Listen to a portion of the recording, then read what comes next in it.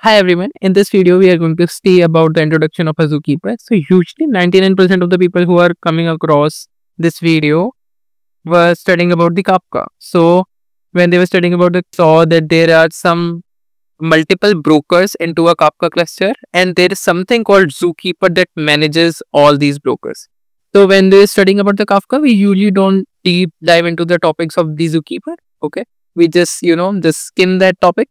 But now and we are going to just focus on the particular topic of the zookeeper and we will able to understand that zookeeper is just not here to just manage the brokers of the Kafka. It is much more than that and solves a very critical problems into the system. Okay. So let's study about it and let's meet on our notepad.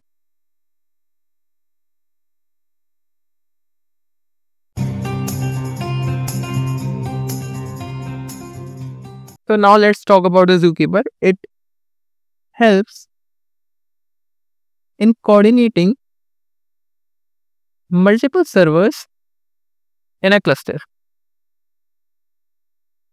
Okay, this is a particular definition of a zookeeper. Now, if we are talking about this particular definition, as you can see, it is something very similar to managing multiple brokers into a Kafka cluster.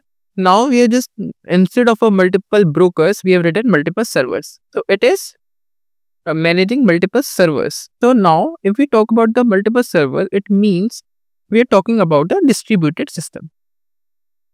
When we talk about a distributed system, it means that there are multiple servers, server 1, server 2, server 3.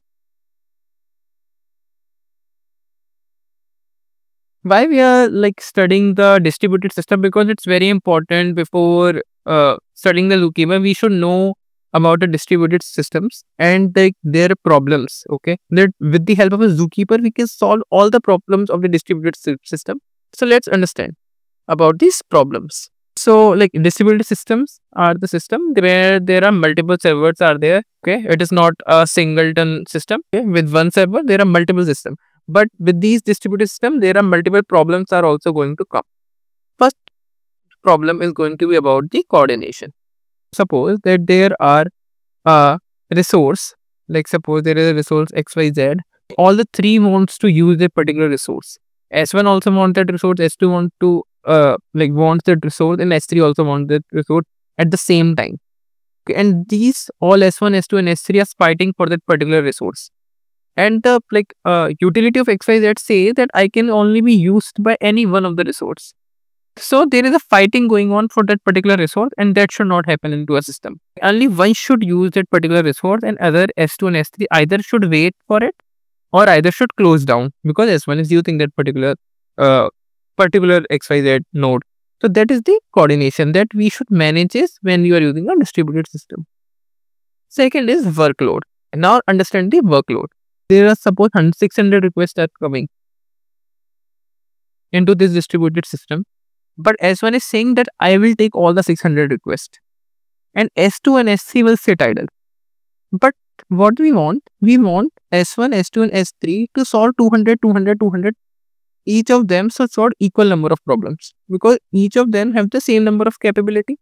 But S1 is saying no, I will solve all the 600 problems and S2 and S3 will sit idle. Okay, this should not happen into a distributed system. When each of them have the equal number of capability, they should resolve them accordingly. Okay, so there should be a something into a distributed system by which there can be a balance should be maintained. There is one more problem that we can discuss is about leader election. Let's talk about a very simple examples that we face every single day. So suppose server 1, server 2 and server 3, and in all three of them there is same code is running. In all the three code, there is one cron that is running. So cron is a process that runs after some point of time or at particular time, like suppose every 10 p.m. So in server 1, there is a cron running. In server 2, similar cron running. In server 3, similar cron is running. Okay, at 10 p.m., this cron will run. But what we want right now, we don't want all the three crons to run. Like when there is a 10 p.m., all the server, like server 1, server 2 and server 3, all the three will run the cron. We don't want that. We want either in these three, only one server should run that particular cron. And other server 2 and server 3 should wait because server 1 is running. or either server 2 is run the cron, then server 1 or server 3 is waiting. If server 3 runs the cron, then server 1 or server 2 will either wait or should shut down for that particular cron. Now let's move forward and understand some system design problem by which we can, like, these are the problems for distributed system. Now we'll understand how Zookeeper will solve all these problems later on, and we are going to study about a system design now of a configuration management system by which in the end we will be able to know how Zookeeper comes in the role, how Zookeeper solves all these problems, and how it is so much beneficial. Let's see. So we are going to study about the configuration management system. It is a very interesting topic, actually, configuration management system. We are just studying it for the understanding of a Zookeeper right now. So suppose there are 3 servers, server 1, server 2 and server 3. S1, S2 and S3. Now there is a front end where we are showing a value equals to 4. And there is, suppose there is a load balancer in the between. So what is happening right now here? Front end is asking for a value from the back end to a load balancer that please provide with a value equals to 4. And the load balancer is passing these requests to server 1, server 2 or server 3. They all 3 can provide the value equals to 4. And there is one more server, server 4, that has the power to change the value to anything else. Like suppose if the server 4 change the value to 4 to 5, then server 1, server 2 and server 3 have to start returning 5 from now. Okay, so this is the system we have to build. Front end will ask the value, a particular value, and server 1, server 2 and server 3 will provide that particular value. And server 4 has the right to change the particular value. Okay, this is something that we have to build, that is come into the configuration management system. So if we talk about a solution 1, that is with the help of one database that we can put in between all these servers. So S1, S2, S3 will read all this value from a DB. Okay, so like value equals to 4 is stored in a database right now, and server 1 is reading from a DB, server 2 is reading from a DB, server 3 is from a DB, and they are passing all this value to front end. Okay, so here is front end. Okay, now moving forward, there is one more server 4. Whenever server 4 change the value into a database, like value equals to 5. From now on, server 1, server 2 and server 3 will start reading the value equals to 5 and they will provide it to front end. So this particular system will work fine. But there is only one problem in this system, that is there is a lot of DB calls for the same data. It means that this value equals to 5 is going to change after some time, like suppose in 1 year. And every time for every single call, server 1 is making a DB call, server 2 is making a DB call, server 3 is making a DB call. There's a lot of DB calls that we are, unnecessary DB calls that we are making right now. But we already know these values are not changing. We are making these DB calls. We have to save them. This can be a solution, but not a perfect solution. Now let's move forward for another solution. That is solution 2. That is also a very classical solution and it works many times. But there are some cases where this solution can also fail. We'll understand that too. The solution is to manage a configuration file. So we'll manage a configuration file in server 1. In server 2, we'll manage a configuration file. And in server 3 also, like, okay, I'll make it here. Server 3 configuration file. Now there is in the configuration file, it is written value equals to 4. Value equals to 4. Value equals to 4.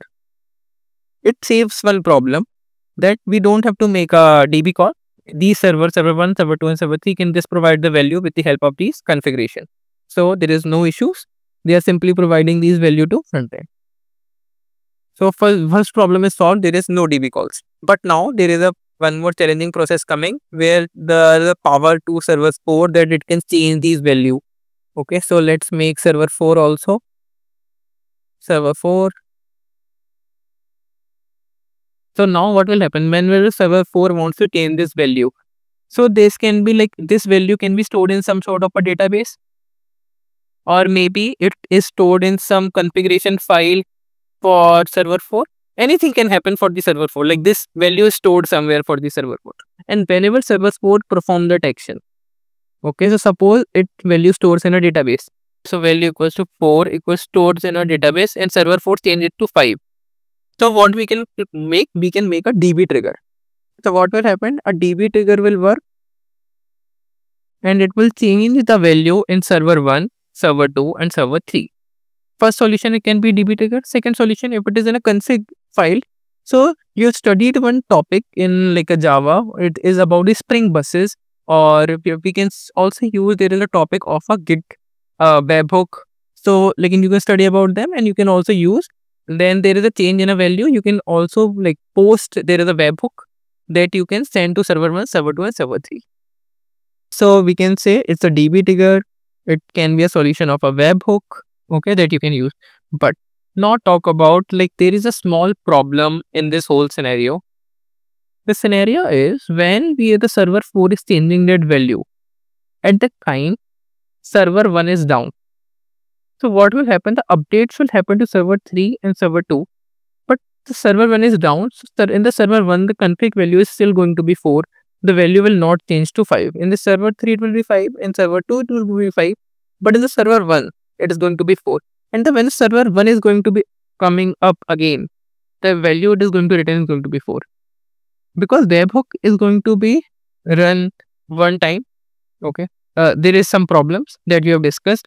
And the solutions are DB triggers and the webhook. And these are the solutions for the second approach. And the problem that we have noticed, that is, if one server is down. Now come to the most optimal solution. That is going to be with the help of the Zookeeper. So let's understand the Zookeeper and its properties, and then we'll move to the first solution. Okay, so about the properties, first one is FIFO, first in first out. Secondly, storing of data. Zookeeper providing the storing of data in a Linux based system. It's a tree based system, like a file based system in a Linux, or a tree structure Zookeeper follows, and that is very beneficial when we are going to see other problems in later on, okay, like leader election, like locking in a distributed system. We are going to study all these topics moving forward. Third thing, and very important, is Zookeeper always make a TCP connection with their clients. So there is a Zookeeper server that always make a TCP connection. Now the fourth point is about, and it is the most beneficial and important point, and this thing we are going to see in many videos later on, that is of a watcher.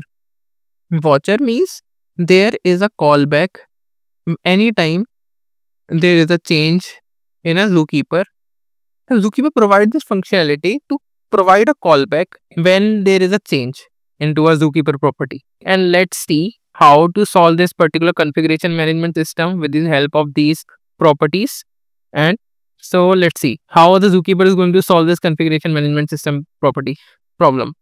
So suppose again we have server 1, we have server 2, we have server 3. They are providing the data to front end. Okay, so considering here is the front end there, and the value that is stored in this server are value equals to 4. So this value is stored in the server in their local memory. So they don't have to make a DB call, like some sort of a value that is written in their local. So they can just read it and provide it. Now there is a Zookeeper in the between. This is our Zookeeper, and there is one more server 4. This is server 4. So what server 4 can do? Server 4 can change the value 4 equals to 5. This is something that we wanted to achieve.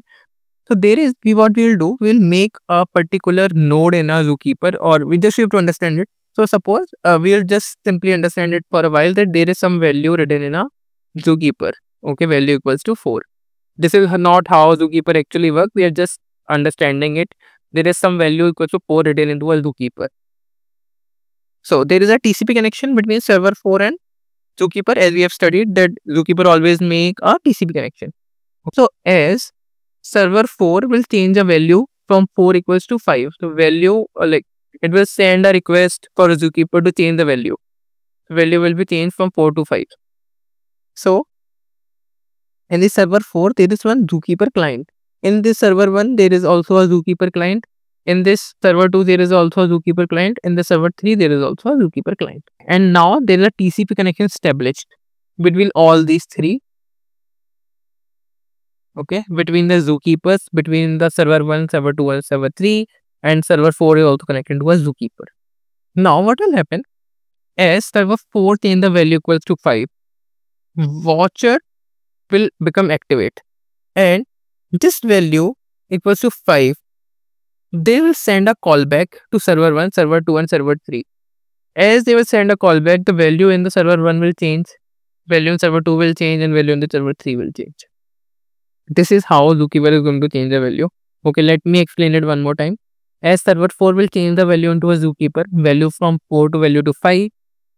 Zookeeper 4's property, Watcher, will come into a role. Okay, whosoever is watching this particular value. So server 1 is watching this particular value, server 2 is watching this particular value, and server 3 is watching this particular value. Zookeeper will send a callback to this server. Okay, so Zookeeper will send a callback to server 1. Okay, so it will say, hey server 1, value is changed from 4 to 5. Do you want to perform some action? So server 1 will change its value from 4 to 5. Server 2 is going to change its value from 4 to 5. And server 3 will going to change its value from 4 to 5. This is how Zookeeper will solve this particular problem. But right now, we studied about the problems of the distributed system. We saw one system design problem of a configuration management system. And we understand a little bit about how Zookeeper can solve this particular problem. So this is for this video. And we will meet in the next video where we are going to set up a Zookeeper. And we'll see how much capability it has. So let's meet in our next video. Bye everyone.